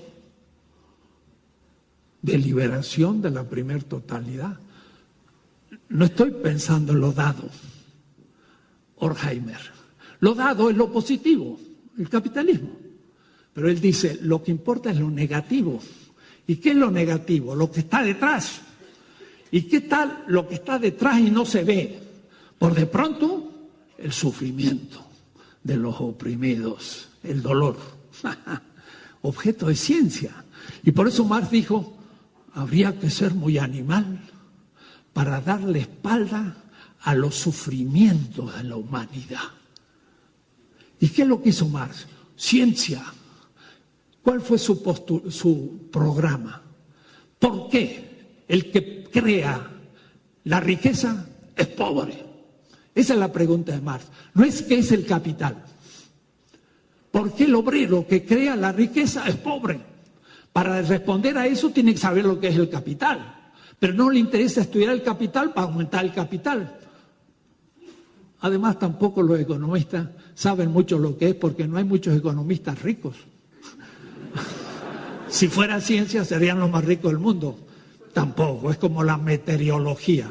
Vamos a crecer el 3% y ¡bum! Vino un terremoto y se les vino todo abajo. Y en vez de salir un día soleado, cayó nieve. Los economistas empíricos de la ciencia moderna, tampoco es una ciencia exacta, porque es una ciencia humana. Y hasta los deseos humanos parten de una libertad y es en gran parte imposible de predecir. Marx dice, si el fenómeno manifestara la esencia, no sería necesario la ciencia. En el prólogo del Capital, si el dinero manifestara el trabajo asalariado, el producto, la mercancía, el capital industrial, mercantil, financiero, si todo eso manifestara su fundamento, no es necesaria la ciencia. ¿Por qué? ¿Qué es la ciencia?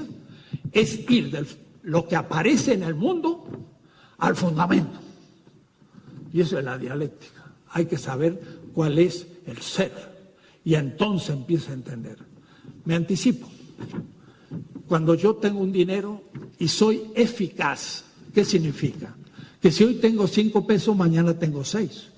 Pero si hoy tengo 5 y mañana tengo 4, usted está mal, no es eficaz y no es productivo. ¿Cómo se mide la productividad, la eficacia y la racionalidad de una inversión? Aumentando la tasa de ganancia en su inversión.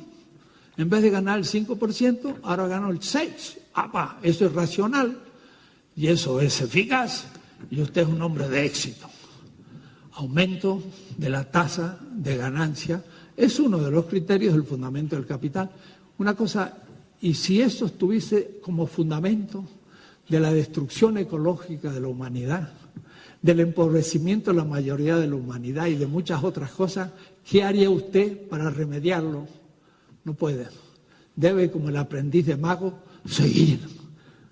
Porque si no sigue, se le viene abajo el sistema. Como dijo Bush, no podemos firmar el protocolo de Kioto porque tenemos una crisis. Entonces no firma el protocolo de Kioto. En el protocolo de Kioto es el problema ecológico, es la vida o la muerte de la humanidad.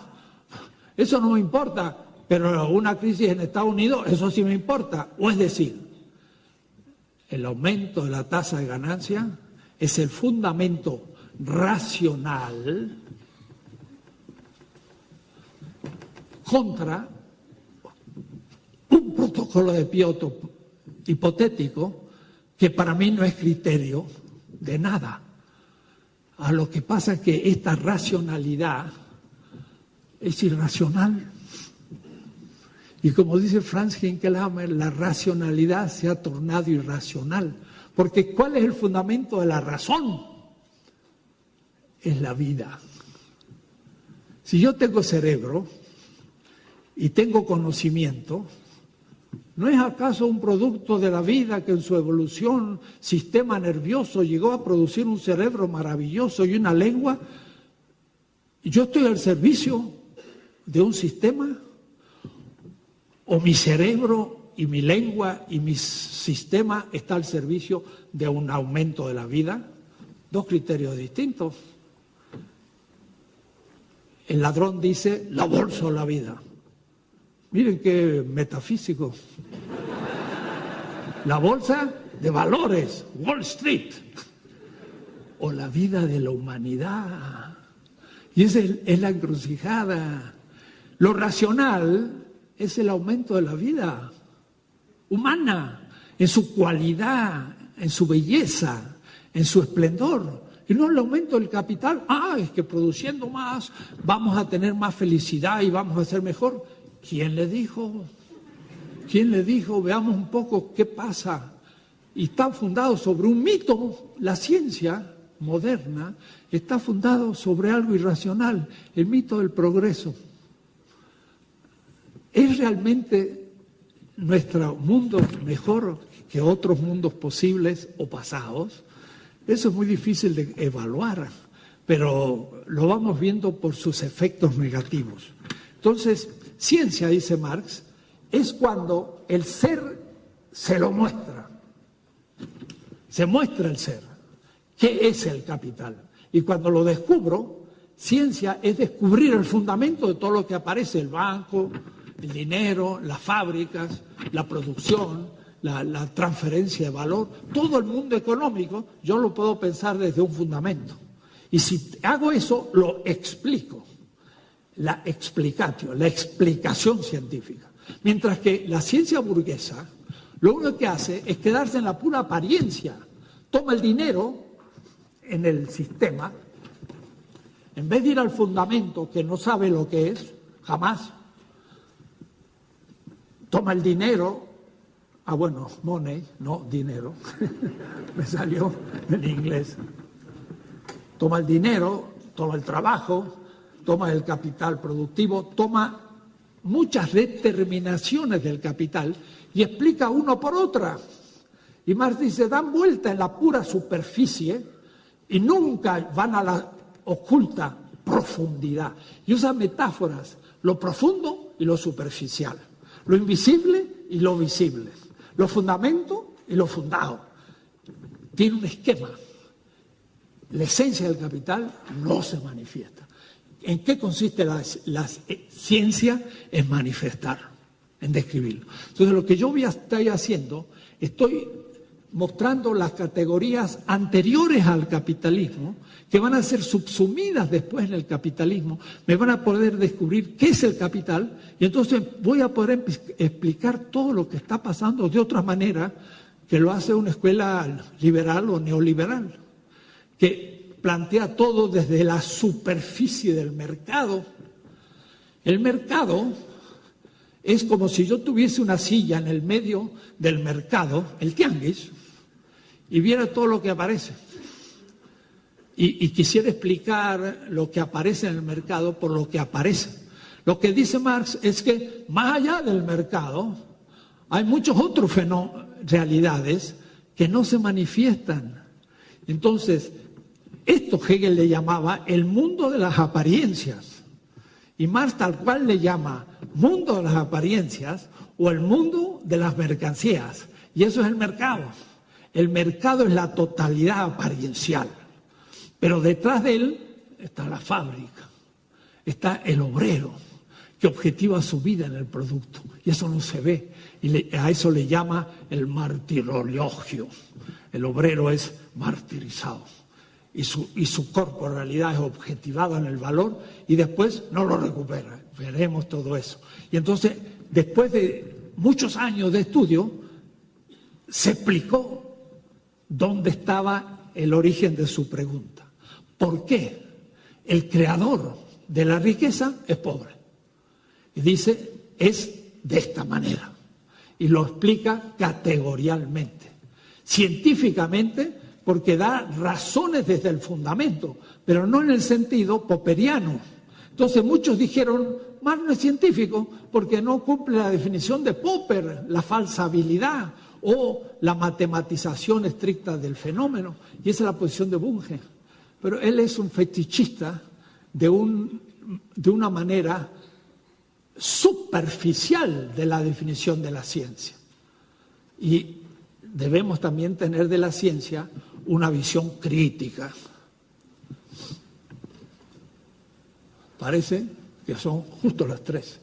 Si no, iba a entrar un poco en la epistemología crítica, pero lo haré, tendremos muchas clases, así que mostraré qué es lo que significa una ciencia habitual que explica los observables tradicionales, y cuando de pronto aparece un observable que no lo explica la ciencia, entonces necesito otra teoría para explicar un nuevo observable. Y Marx entonces propuso, en el momento de la efervescencia, el triunfo del capital y de la ciencia económica, la pregunta negativa. ¿Por qué el creador del capital es pobre? Pero para poder responder esa pregunta no podía tomar ni la posición de los de Sismondi o de los fisiócratas o de Adam Smith, Malthus, Ricardo, nada. Él tenía que tener una nueva teoría. Y esa nueva teoría va a explicar, explicatio, científicamente, pero en un sentido no positivista como el marxismo-leninismo. Y muchos marxistas que quisieron, a partir de la definición de Popper, decir que Marx era científico, y lo que hicieron es desmarxizar a Marx, como el marxismo analítico, que entonces definió a Marx desde el positivismo. Adorno dice, la razón dialéctica es razón, pero no es la razón empírica objetual. Es una razón que sabe funcionar con totalidades y no simplemente con objetos. Entonces vamos a tener que volver sobre esos temas, porque tener una universidad crítica significa tener programas, clases y profesores que sepan pensar críticamente. La mayoría no son críticos. La mayoría repiten a los norteamericanos europeos, son eurocéntricos. Y entonces no explican nuestra realidad tan distinta a la de Alemania, Francia, Italia o Estados Unidos. Entonces, si yo explico un autor de ellos en ciencias sociales, digo una burrada, porque nosotros somos distintos, hay que inventar ciencia. Pero aún la biología y aún la física también hay que pensarla desde la ecología y hay que pensarla desde el servicio a un pueblo. También hay una actitud crítica. Entonces, en esta cátedra, ojalá que todos los semestres siguientes otros profesores atacarán en otras disciplinas una visión crítica, se establezca en esta universidad la cátedra extraordinaria de pensamiento crítico. Y eso alimentará la reforma de los planes de estudio, porque la UACM dice tener un nuevo proyecto pedagógico, pero eso es formal. El asunto es tener un contenido de sus programas críticos. Si no, mucha pedagogía y al fin nos sale un pequeño burgués que ni sabe por qué era pobre y ahora se enriqueció gracias al título. Para más pequeños burgueses ya hay bastantes universidades. El asunto es que el que surge de medios difíciles y de los medios donde hay injusticia y pocos estudian, termine por ser un profesional crítico al servicio de su clase de origen y no venderse al capital. Y esto es el punto de partida de todo el pensamiento crítico, pero no así dogmático, sino que hay que captarlo y repensarlo, criticarlo, hacerlo propio y ser crítico, todos. Entonces es muy importante en el momento de esta universidad, porque tuvimos un momento pedagógico, primer rectorado, después se intentó hacer ciencia, pero justamente abstracta. Se podía hacer ciencia biológica al servicio de una transnacional cosmética. Total, era ciencia. No, si yo invento un nuevo cosmético, ¿para qué? ¿Hace bien al pueblo de México? Pues no, parece que no tenemos caras suficientes bellas para poner esa cosmética de la L'Oréal de París y que me dé un premio en la UNESCO. Eso es ciencia, pero ciencia abstracta. Ahora tenemos que hacer un laboratorio de epidemiología para estudiar la epidemia de la Ciudad de México. Ahora sí la ciencia vale. Voy a estudiar la enfermedad en México para que no nos enfermemos. Y si hay diabetes y obesidad y todo, los que estudian las cuestiones de la salud, pues es un servicio social gigantesco, pero no los grandes médicos investigadores para ganar un premio Nobel. ¿Para qué interesa un premio Nobel si los premios Nobel solamente les dan cuando cumplen los criterios del centro, de Europa y Estados Unidos, pero no los criterios de Kenia o de México? Eso no les interesa. Además, lo que descubren, lo que nos interesa a nosotros, lo produce a mimeógrafo, porque nadie se lo publica, porque no tiene interés.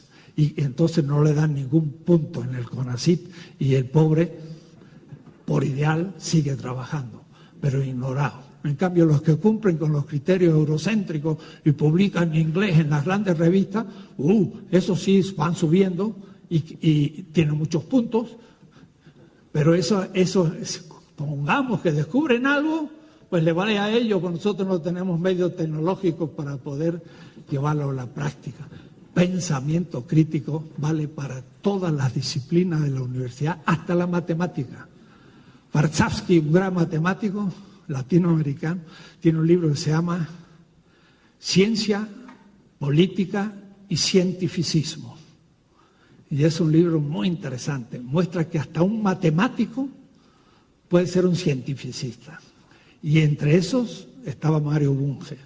Aunque no parezca y sea muy famoso, me afronté a él hace muchos años y sigo pensando que ese libro que hizo furor en México y se enseñó en las prepas y en todas partes, es ciencia abstracta que no descubre el colonialismo epistemológico de nuestra ciencia. Y el mismo profesor en McGill, Canadá, desde hace 40 años, dejó Buenos Aires y se fue a donde debía irse, a un país del centro, donde ha publicado 10 tomos de un tremendo tratado filosófico, analítico, formalista, que no da cuenta de la realidad, sino de algo que es realmente un fetichismo en el pensamiento. Bueno, hasta la próxima.